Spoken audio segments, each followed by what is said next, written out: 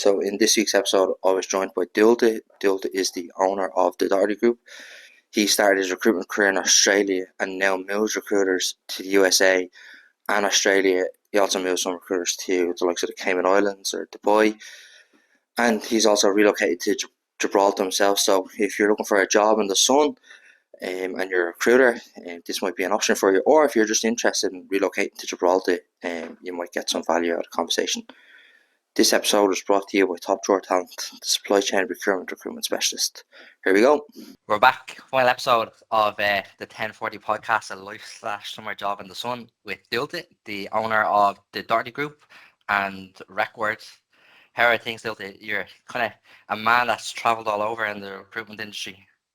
Yeah, it's good to be here, and thanks for pronouncing my name properly. That's a novelty in any interview I've ever done, and in life in general. So, yeah, life's good.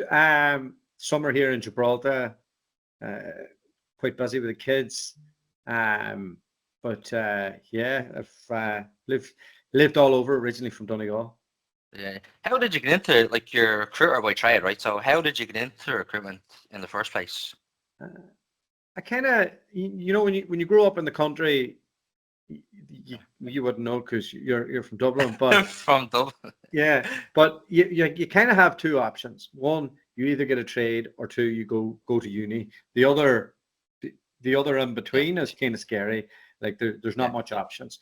I was rubbish with my hands and stuff. So I wasn't too bright either, but I managed to get in and do that typical business degree, and then I kind of just kept at that, and ended up being a bartender in Brussels for a number of years. And that was good fun. The lost years, I would call them, but it was a good time. And when I got to about 26, I knew shit, need to kind of do something. So that's when, just after the GFC or the financial crash, and kind of had this master's that just finished as well. Didn't know what I was good at, I'd done a business degree, did a master's, kind of was working in hospitality, kind of get caught into that nightlife stuff, still young, and then just decided wasn't going anywhere, was drinking too much, so moved to Australia, and met my now wife Charlotte. Lived in Melbourne, picked some beans on a farm. Saw that there was a thing called the mining industry in Perth, and somebody in the field next to me told me that they were that their sister was making $100,000 in picking or cleaning stuff or something. So I was like, where is this place? What is this?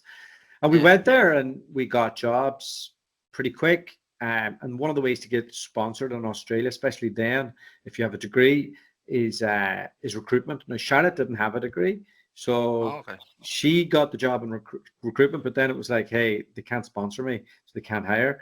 And then so she was like, but you could do this. I was like, oh, okay.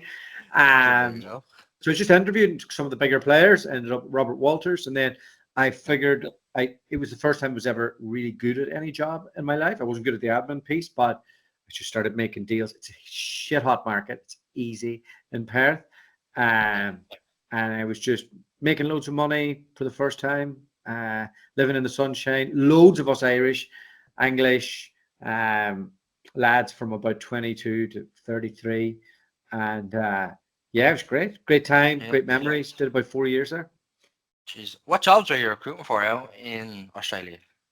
So I was a tech recruiter, but everything's based around the mining industry there. So China wants to get the iron ore out of the ground, or gold, or whatever it is. Then you have your big players like BHP, and on the oil and gas side as well, you have Chevron and Impex and that.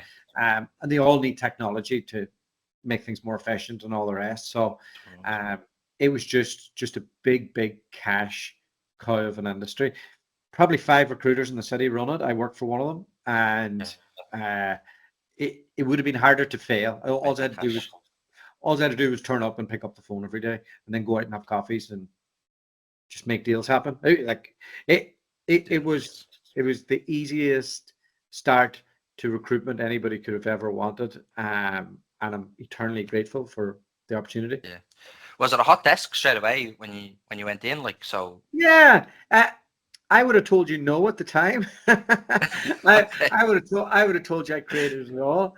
But it was right. And then I think they kind of were, but the guy in before me, I don't know, well, he mustn't have been up to much, right? He wasn't doing any deals. I think he was a wee bit too much. He ended up being an internal recruiter, so he was quite focused on that. Yeah.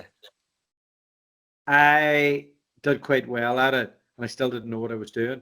So then they divided up my desk, and then they divided it up again, and then they divided it up again. But at that stage, I'd kind of figured out, I don't mind if you divide it up, I'll just get better at this one thing. And so I narrowed it down to just doing system and network engineers, got really good at it, and just owned that space within the city. And yeah, it was great. And then kind of see the writing on the wall, young, still adventurous. Australia's off far away, you know. Charlotte was getting a bit homesick. That was what I was going to ask. Like, why did you decide to leave Somehow after she kind of 4 years? moved to Canada. I don't know how. Canada? Yeah, I fucking hated it. It was freezing, and like the skiing and stuff was good, right? And Yeah. and all of that. But in Australia, doing business is great. They don't like you, they'll tell you.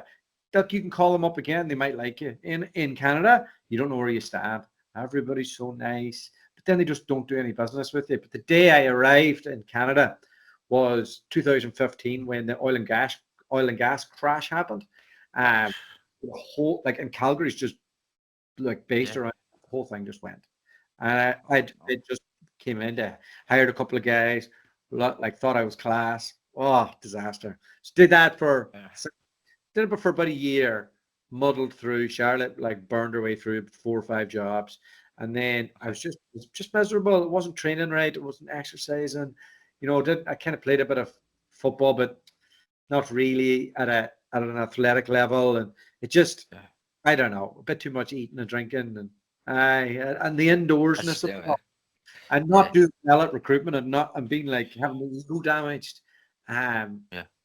So on our travels, we'd done a bit of Southeast Asia and Central America before going, and we were writing resumes and doing stuff like that to make a few quid. So this is when you kind of did you leave Canada and then just decide to set up on your own? Basically, that's what happened. Yeah. So essentially, before we went to Canada, we'd kind of dip our toe in the entrepreneurial side of things.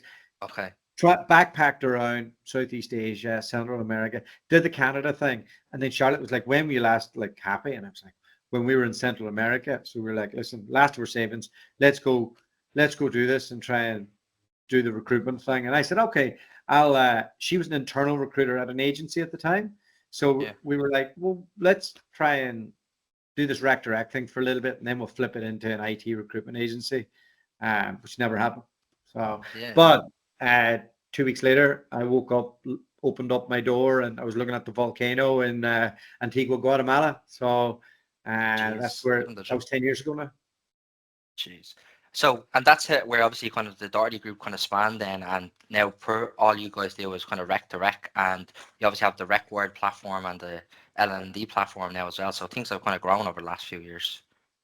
Yeah, so rec to rec's really hard to grow, because there's no loyalty in the customer base. They'll go with wherever the product is, and it's quite easy to set up, but it's very hard to keep it going. So we never were able to scale it. So I was always seeing my friends overtake me, you know, just in their own journey and stuff. And then I was kind of like, you're kind of like their waiter, you know, to like at that stage, because they have the big agencies and they're your customer, you know. So I was always conscious that there was something else that we could do. So I always asked the question, like, what else can we provide to the recruitment agency?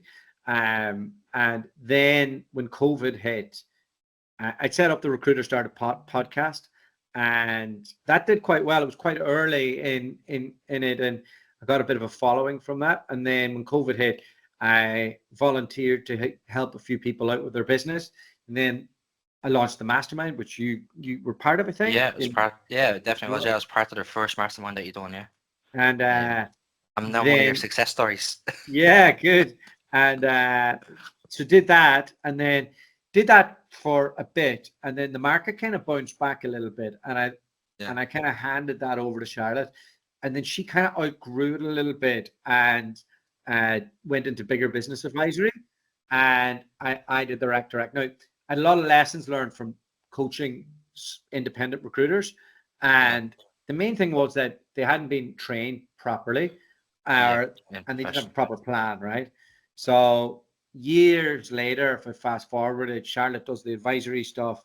I was running the direct, and then we built the Required platform over the last year. So we have a revenue stream that connects recruitment founders to products and services in the industry. But then we built our own training platform, an advisory platform, and that's just been launched since Christmas.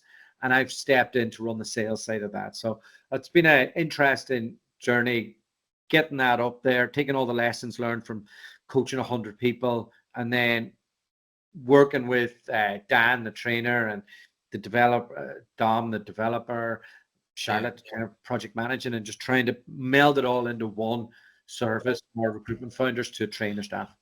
Yeah, and just so everyone knows, right, what is Rec to Rec, right? And then whereabouts are you placing these guys all over the world? Yeah.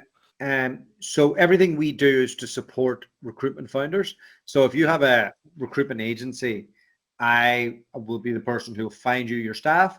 I'll find you your infrastructure, your computer systems, your training, your non-executive director. But specifically the Rec Direct side, we would move a lot of people from Ireland and England to America and Australia, and then a few other places along like Dubai and Cayman Islands and China and Hong Kong, but mostly it would be traffic to Australia and the US. Yeah. Where are those two markets just the busiest markets, and that's where you're going to see most people, or is that just where like most people want to go? No, for Australia, the Australians don't want to do recruitment. Okay. They'd see it as a bit of a working class job, and they're a rich economy. Like, yeah, they would prefer to go and labor in the mines for hundreds of thousands of pounds, right, than sit at a desk and make cold calls and do that. So we get a lot of graduates in Ireland and England, and you know, they need an entry into the corporate world, and the recruitment's a great entry. Now, also they're young people, they're happy to go traveling, they're happy to earn way more in Australia, but essentially supply and demand on that. The other thing is the US and Australia, they have a lot of UK centric companies, so the founders would have went over there, and culturally they like people from back home. right. And what type of person is it that you're moving then, right? So is it someone that has no agency experience, or do they have like 6 months to a year's experience before you move them off to Australia? Or usually about 2 years, about 2 years minimum now, and probably anywhere from 2 to 7. Sometimes you get somebody a bit older, but the problem with that is the wife always gets in the way and then pulls the pin. The girlfriend always pulls the kids medical insurance. You name, like, the complexities of moving somebody over 30 compared to under 30 is just, it's so different.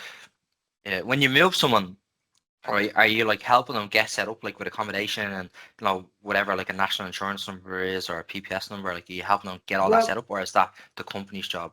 It's a company's job, but we'd give them a guide in, like, here's a link, go do it. Here's a link, go do it. Here's this, and this, and this, bang.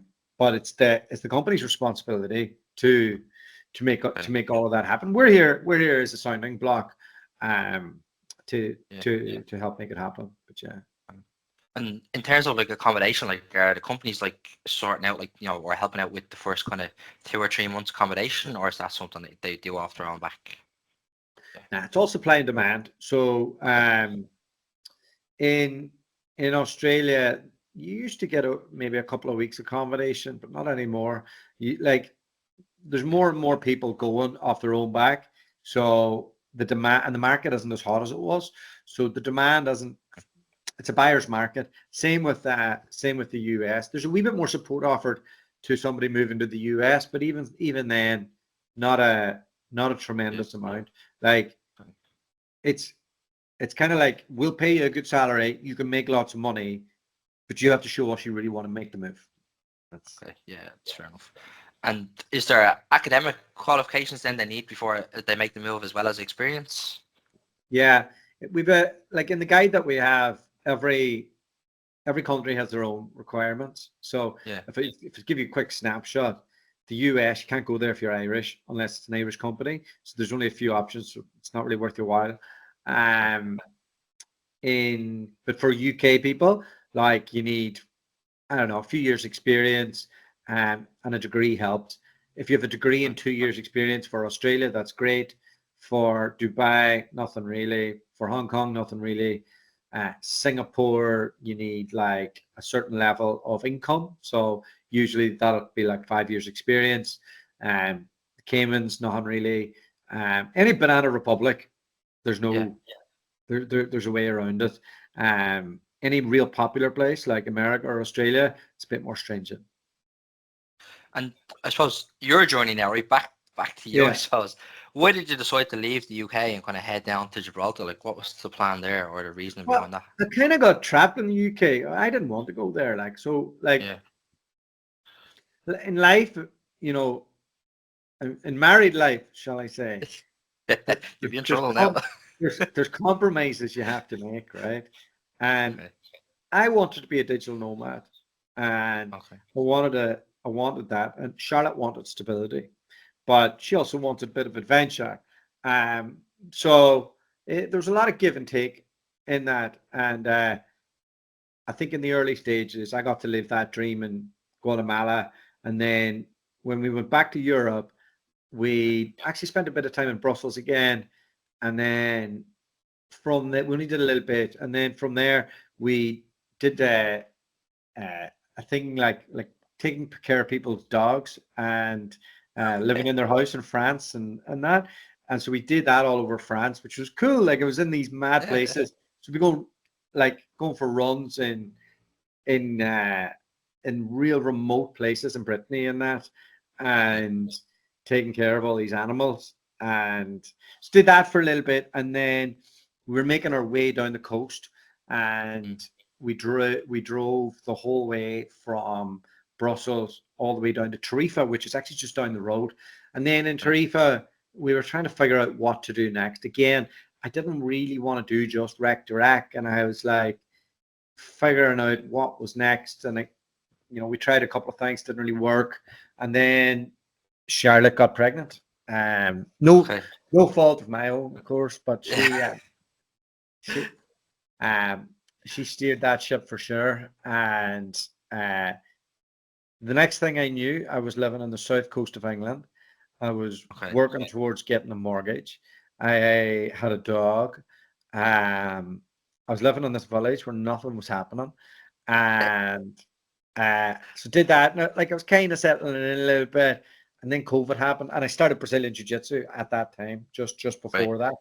But the business was doing quite well just before COVID. Nearly went under in COVID, and then on the other side, then we started that journey with the advisory and RecWired, and eventually to where we're at. So we got to a point living in the south of England, had 2 kids, and I hated it. I just hated it. Like I go there, I didn't like the I had some mates, but I found the people cold. I found my parents live there now. They live not far from there. It did make sense for us in those early years, but I just thought it was boring, and it was just just didn't like it, and then so more of an indoor lifestyle, was it? Oh, big time. I mean, the weather's better than Ireland, don't get me wrong, but it was I don't know, just at least in Ireland, there's a bit of crack always. I just found it a bit bland. And then we're just at a stage where the kids were just a wee bit up. We had a really good year. I think we all had a good year that year, coming out of COVID.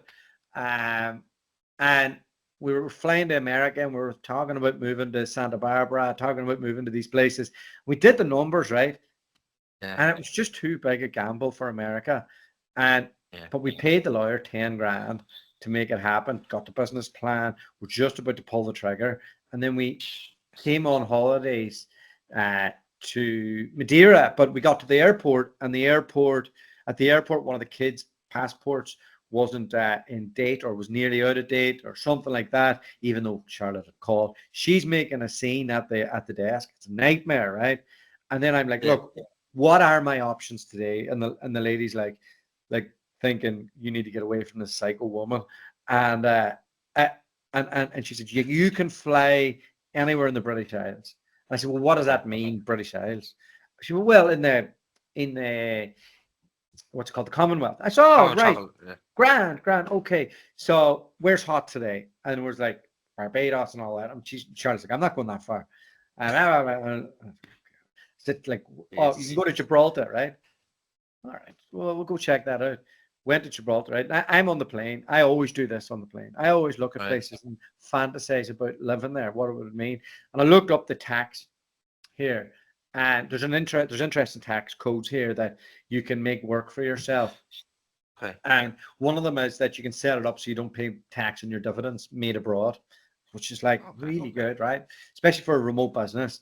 For richer people, there's like a Cat 2 thing where they buy a property here for a couple of mil and then they never pay tax again, or they only pay 30K a year. Like, so so you get it like that speed of the economy.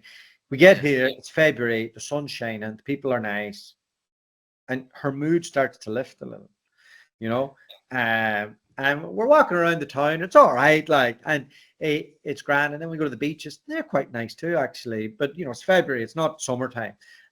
We go to the play park and get talking to families, and like a couple of different generations. People are open, like, so in England nobody speaks to you at the play park, and here straight away I was like, they're kind of like Irish people. They'll have a conversation with you, and they'll have a chat. They're open. And I was like, I missed this. This is. And then Charlotte just turned to me and said, I could live here. And I was like, whoa, don't be getting my hopes up. Like, you're like, we're not going home. Yeah. So we go back. I had a look. I did the numbers on tax, and it was like a free swing. Right? We're like, we have a free swing of a year. Now the problem was accommodation is very expensive, so you could be paying upwards of £2,000 a month on rent. Right? And I know people here like, oh, but if you're running a business and you're not paying tax on your foreign-based dividends, like that 24K that you're going to pay in that year in your rent, you're definitely going to save that in your business costs. Like when you think of your end of year, right? And then there's a load of other perks. Petrol's cheap. Car, like you can get a cheap car through the business straight away. So when we made the move, like I go in and they're like, do you want a line of credit? No problem. Blah, blah, blah. They look at my books. They didn't just go, show me your profit. Or, you know, in England and in Ireland, they're quite stringent when they're looking at mortgages and car leases and all of those things when it comes to your business books. Here they were like, oh, cool. No, your top line's good. What do you want? What type of car? And I was like, I'll do this one. All right, great. And then they're like, do you want to buy a house? And I'm like, well, I had to sell my other one. Okay, when you do. And it was like being in the 90s, somebody made a phone call to somebody, to the banker, to the realtor, to this, and then they give me this massive approval.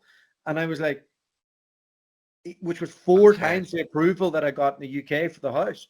I was like, this place is mad. And they're like, we take once you're in the system, they're happy to have your money washing around in the system. So we're still renting, by the way, still trying to sell the house in England.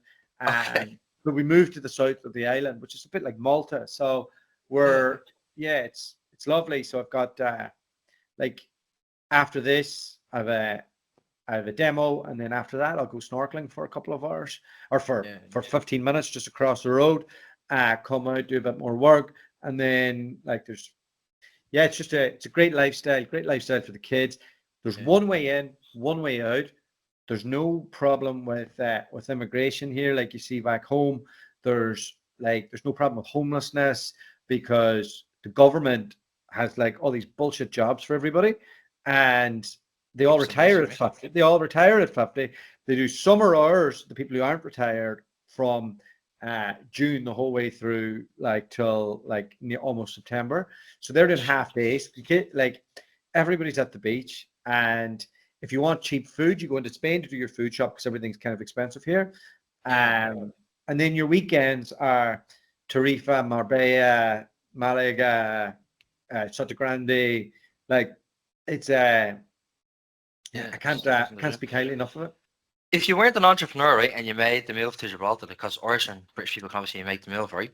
Yeah. What's the salaries like if you're just an employee? Like, are they lower? Like, we do have a client in Gibraltar, like, and the salaries will be typically lower.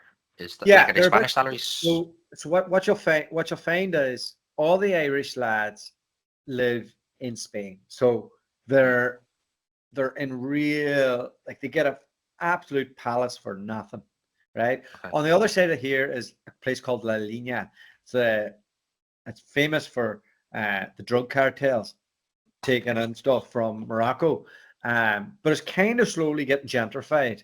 But all the people who work in the gaming and insurance industry here, and in the insurance for the gaming industry, there's a whole money washing industry here. All those Irish people love, eat, and drink, socialize, all the rest, and there's a GA club and everything on the Spanish side of the border. So their cost of living's quite low, even though the salaries aren't that great. But they're not bad salaries, they're just not like Ireland. Yeah, their costs are way lower. Yeah, I think they're like 5K less than like an average salary in Ireland, or there you go. And let me tell you, their cost of living is way lower, and they'll typically pay a tax differential so that to live in Spain. So they'll pay a wee bit more tax than somebody who lives here. You only want to live here if you have kids. So if you have kids in the system here, right? The sports system is unbelievable. My boys have something different to go to every day. Everything's drivable. Everything's like drivable within like 5 minutes. Like, we'll have a girl pick them up from school, take them down, feed them. They're after the first sports thing, then I'll pick them up or whatever, depending on the meetings. And then they get to go to university for free if they get the whole way through the system. So they'll pay for them to go to a UK uni for 5 years or whatever it is. So if you have 2 kids, you work out with that cost. Like, there's like, by then that's a $250,000 you're saving. Yeah, geez. And are they flying them like back to like the UK? Twice like, they get their flights and all. Yeah. No, that's unbelievable. Jesus. Yeah, and let me tell you, right? I remember dropping off the like my eldest to his first year in school in England. I see if you were 2 minutes late, you were signed in, and I think I was sat down by the teachers, like, you'd be told off, and like, it was he was like he had homework and all of this. It was all wild stressful stuff. See here. I don't know. They just said, listen, he's bright. His reading's good. His writing's good. He's doing grand. I mean, he's a bit hyper. I'm like, I know, he's a bit mental, but whatever. Like, it's just, they're completely chilled out. It's just a whole different way of life. Yeah, UK culture with Spanish mindset, right? Or mañana. That's exactly what it is, mate. That's exactly it. And for me, it's important to know that I'm still not a wealthy man. Like, I need to work, but you've all these people in government jobs. All my mates, like, they're in soft enough seats, and they'll tell you I'm in the soft seat, but they're in soft seats, and they're set up with these nice pensions and stuff, and they'll be retired in 10 years. It's hard for me not to just relax and be like, oh yeah, no, I get it, Yeah. Do you find though, being like an entrepreneur, right, in that kind of culture, like, kind of maybe you're not as motivated to work or get up early in the morning, put in the hard work? I kind of work on these sprints, and I don't know how to, like, I don't know if it's affected me that much because I was pretty isolated in England too, So I kind of been a remote entrepreneur the whole time. Right now I'm pretty focused on getting the Recware up and profitable. So I had to fix all of the L&D side of stuff and the sales process. That was a real interesting journey. So got it at break even now. As I said before we started, 83 more sales, and I'm living a very good life off it, and it is it's going to fly to the next stage, and I've loads of plans for it, and I'm really happy on it. That platform is basically a new recruiter joining a company that basically gets them to speed within a certain time frame, or does it encompass more than that then as well? Yeah, so we've two programs. We've three programs essentially. One is for rookies in 12 weeks, and then they graduate to the senior stuff. And there's 2 live sessions a week, group live sessions a week with Dan. So there's the recorded material, which are all punchy videos, and they come with tests and all the rest. And then that's backed up by the live sessions twice a week. The rookie live sessions are your meat and 2 veg, and the senior stuff is more advanced selling techniques and all the rest. Dan would always tell you that the material on the platform is there to support the live session for the seniors and vice versa for the juniors. Okay. So it's an all-in-one shop. And then we have all the stuff we did for the mastermind, all the stuff that we have for founders who want to build their business. That's all encompassed on there as well. So if you're an independent recruiter and you want to improve your recruitment skills and your sales skills, and you want to learn the business side, we have all of that on there as well. So it's an all-in-one advisory and learning and development platform. So how many companies is it in total that you're running, or is it all under the one umbrella, or how is it kind of working for you? So I run 3 is 4 is the short answer. Okay. So 1 is the Doherty Group, and that's the rec to rec, and that's myself and Charlotte, and she's actually stepped into that, and while I'm doing the platform stuff, and there's a small team in there, and they're pretty self-sufficient, and that's kind of what keeps us going. And then there's Required, which is the holding company of the community, and that is Charlotte, myself, and Andy, and we're a third each. And then there is Required Plus, which is the learning and development. We've brought the developer Dom and the trainer Dan into that, so that's a separate company. It's a separate company as well. So 3 companies on that, and then I was telling you before, I launched Angry Chill Brazilian Jiu-Jitsu in January. This is the passion project. This is the passion project, yeah. And it's making me no money. I seen all the news last week. Yeah. Oh, but everybody knows me. Yeah. No, but it keeps me going. I love it. And our office doubles. I'm at home here, but our office doubles from being Charlotte's office in the day, and then at 5 o'clock it's back to back Brazilian Jiu-Jitsu, all levels. And not from September, there'll be kickboxing happening in there and all the rest. And hopefully soon we'll be running Brazilian Jiu-Jitsu for the government here as well. And then we can move that business to being a proper non-for-profit. Yeah. Why did you get into the whole Brazilian Jiu-Jitsu? Like, is that just kind of something to kind of ease the stress, like from being an entrepreneur, or you just an interest? I did judo as a kid and I liked it and I was good at it. I did it for a few years, and then like I'm from a village and it kind of, like it just, I don't know, the club just didn't last. And then did a wee bit of kickboxing in the teens, and then I played a lot of football. I was never very good as a 20s, 30s, and I was always just like for the pints, and I kind of got to a stage where I couldn't do that with my ankles and hamstring and all the rest. And I've always liked going to the gym, and I got to a stage, had the kids, and then I like most people in Brazilian Jiu-Jitsu, I was listening to Joe Rogan. I think I have a Joe Rogan complex. And I thought I'll just give it a go, and I tried it, and then I tried it once and I got injured, and then I tried it again the following year. And I was around the COVID time, and I just kind of, it was a release from everything. And then I just kind of kept going with it, and I had loads of injuries with it, and I've been kind of slow progressing. And then now that the boys are old enough to do it, I want them to be part of that journey, and I kind of do a wee bit of judo with them too every now and then.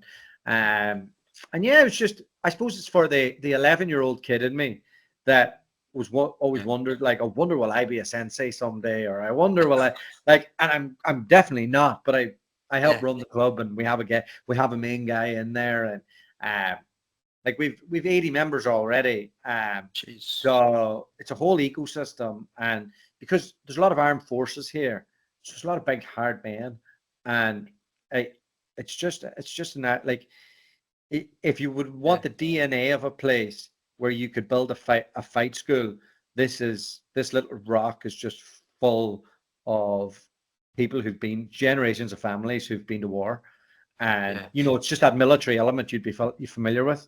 Yeah. Is there much military guys in that are currently serving, and then is it like did those guys kind of like rotate in and out then, like, or how's that going on? So the Royal Navy has their own Brazilian Jiu-Jitsu Nice. teacher here, and he's under us over here, and they have a bit of judo happening there as well in the Gibraltar regiment. So the Gibraltar regiment, the Royal Navy.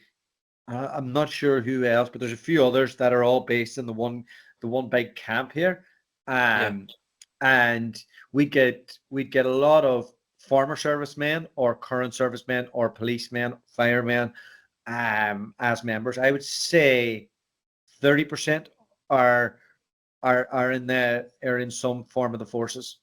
Yeah. And is there anything else out there like that, or is it just yourselves and the Royal Navy? Like, that's it? Well, it's could have the next UFC fighter on your hands, no? Maybe one of the kids. So the crack is like this is a place time forgot in many ways. So the government, as I said before, right? Think of all this money that they're washing for the gaming industry, right? Yeah. And think of it used to be a military place, right? So it has everything here has these amazing facilities for the army, but the army's a lot smaller than it is than it used to be, right? So you have all these facilities. Now, what happened then is all this gaming money came in, goes into the government, and then what they do is they try and invest that back into the sports here. So, as part of being part of an association, you have the rights to have like a nice premises and all the rest, right? Now, we couldn't do that because all the other older school martial arts, they had a stranglehold on it, and so the boys all trained in Spain, and I used to have to drive in Spain. There's a border that you have to do on the runway. It's a nightmare. You get caught there for an hour, and it just happened that one of the lead guys fell out with one of the lead guys there, and he said, "Oh, if I had the money to do it, myself, I would." And I was like, "Well, hold on, let's figure it out, because I can get us to break even in 3 months." And so four of us three of us made an investment, and then he invested his coaching time, and away we went to the races, and then we had to go back to the government with the association stuff. And then, so it's a bit of a long road right now. I'm in like a squash court area. There's fucking men going through walls, and it's just madness, right? And we built it over the Christmas holidays, and it's been wild crack, and we've done well on all the tournaments that we've gone to, and the kids and all the rest. And so it's the aim is a few more tournaments, get the government associations, probably change the denomination of the club to non-for-profit. Hopefully the government can provide us with something, but it's 1990s Ireland here. Like, it's who you know, how it works, and I just let Charlotte go to war and all that stuff. Yeah, look, no better man to get a sorted out. But Grant, and look, what's next then, or is you just have enough on your plate at the moment? Do you know I need to get the platform up to a point where it's really self-sufficient and like it's flying. So that's the goal for the next 12 months, and I think we'll be all right. I think we'll get there. Like, right now it's cleaning its own face, which, like, for what we've built is unbelievable, and we're only able to do that because we brought in the developer as a shareholder and the trainer as a shareholder. Otherwise, the whole project wouldn't have been feasible. And Charlotte came in and did all the magic that she does. So there's the big focus.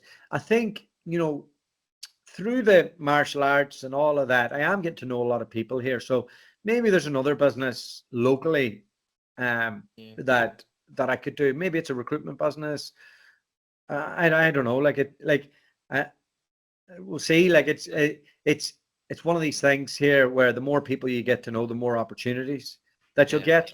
The more you get a bit more community trust. So yeah, something might come up, but for now, it's get this thing up and go. Yeah. And what jobs are open on the Rec to Rec side at the moment? Where are you moving people to this month or next month? I mean, there's jobs open everywhere, but everybody's just kind of half buying. That's the problem. So, like, with people moving to America and Australia, Dubai is almost shut down. There's nothing happening there for some reason. I predict Brisbane will be the next big spot with the Olympics. I think there'll be a big push there. Hoping America bounces now on election time. So, look, there's 2 elections going to happen in the UK and America, and that's going to decide the fate of every business out there. So, all we can pray for is a reduction in interest rates, and hopefully the market dynamics will change. Hopefully it works, yeah. And look, anyone that's looking to make the move, right, out to Australia or Dubai or whatever through yourselves, what are you looking for on the CV, like yourself, like, or is it attitude or process or billings, or what are you looking for? Yeah, I mean, the ideal is those guys who are professionally trained at like one of a reputable agency, and you've done 3 to 5 years, maybe less. You're 360, so you can do the business development side, and you're consistent. You're not job happy. You're under 30. You're good looking. I have a laundry list of it. If you're not good looking, you better bill a lot of money. If you job hunt, you better be good looking. No, but the most important thing is the consistency, the billings, and then it's supposed to the discipline. So, like anything in IT, white collar construction engineering, finance, it's gonna be more in demand than education or social care or something like that. All right, cool. All right, thanks very much for coming on, Doherty. Much appreciated. Do you have anything else for us to go, or are you happy? Life's good, lad. Life's good. That's good.